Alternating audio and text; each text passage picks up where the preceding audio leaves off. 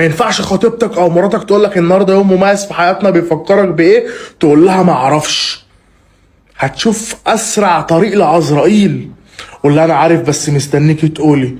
انا زعلان ان انت بتختبري ذاكره الحب اللي بينا. ما ينفعش تقول لك انا حاسه ان انا تخنانه شويه، تقول لها لازم تعملي دايت. فيها شهرين مش هتعمل لك اكل في البيت.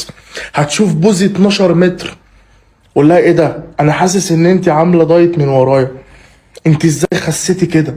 طبعا هي قد الدنيا، هي تخنت بتاع 40 كيلو بس عادي، اكدب.